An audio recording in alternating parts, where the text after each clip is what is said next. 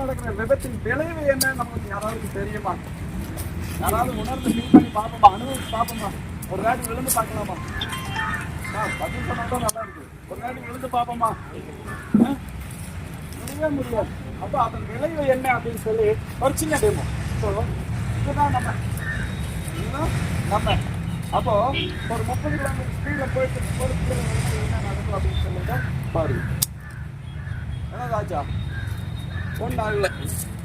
அதே மாதிரி ஒரு 60 கிலோமீட்டர் ஸ்பீடில் போயிட்டு இருக்கும்போது கீழே விழுந்தா என்ன ஆகும் அப்படின்னு சொல்லிட்டு அதையும் பார்த்துடலாம். ஒரு சின்ன ஃப்ராக்சரு சாரி ஆகும் இல்லைங்களா? அதே மாதிரி இப்போ 100க்கு மேலே போனால் என்ன ஆகும் அப்படின்னு சொல்லிட்டு அதையும் பார்த்துடலாம்.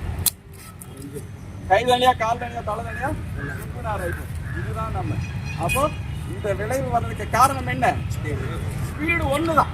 ஸோ மெதுவா போனா மட்டும் விபத்தை தவிர்க்க முடியுமா அப்படின்னா இல்லை. மெதுவா போறது மட்டும் இல்லாம வாகன அறிவும் சாலை புலனையும் தெரிஞ்சு பயணித்தால் மட்டுமே இந்த விபத்தை தவிர்த்து பாதுகாப்பா பயணிக்க முடியும். வாகன அறிவும் அப்படின்னு இல்லைங்க. எக்ஸலேட்டர் என்ன வேலை செய்யணும்னு தெரிஞ்சாதான் அது எப்ப கொடுக்கணும், எப்படி கொடுக்கணும், எவ்வளவு கொடுக்கணும்னு கொடுக்க முடியும். பிரேக் என்ன வேலை செய்யணும் தெரிஞ்சாதான் அது எப்ப கொடுக்கணும், எப்படி கொடுக்கணும், எவ்வளவு கொடுக்கணும்னு சொல்லிட்டு இப்படி ஒவ்வொரு கட்டுப்பாடுகள், அதாவது வண்டி ஓட்டுறது கட்டுப்பாடோட போகணும். அதுதான் பெருசு. ஸோ அந்த வாகன அறிவும் சாலை புலமையும் அப்படிங்கிறது என்ன கேட்டீங்கன்னா, இந்த ரோட்டோடைய ஓரங்களில் நடுவில் கோடுகள் வரைஞ்சிருக்கிறாங்க. அதுல ஒரு சில இடங்கள்ல விடுபட்ட கோடுகள், ஒரு சில இடங்கள்ல தொடர் கோடுகள், அது வெள்ளை நிறத்திலும் மஞ்சள் நிறத்திலும் இருக்கும். அப்ப அந்த கோடுகள் என்ன சொல்லுதுன்னு உங்களுக்கு தெரிஞ்சாதான் நீங்க அதை ஃபாலோ பண்ண முடியும். அதே மாதிரி சார் சொன்ன மாதிரி சாலை விளக்குகள், அந்த விளக்குகள் என்ன சொல்றதுன்னு தெரிஞ்சாதான் நீங்க கடைபிடிக்க முடியும். ஸோ இப்படி இந்த சாலை பற்றிய புலமை இருந்தால் மட்டும்தான் உங்களுடைய பயணம் என்றென்றும் விபத்தை தவிர்த்து பாதுகாப்பாக அமையும் என்பதை சொல்லி உறுதியா ஒரு உறுதிமொழி எடுத்துக்கலாம். சாலை விதிகளை மதிப்போம், விபத்தில்லா பாரதத்தை உருவாக்குவோம். சாலை விதிகளை மதிப்போம், விபத்தில்லா பாரதத்தை உருவாக்குவோம்.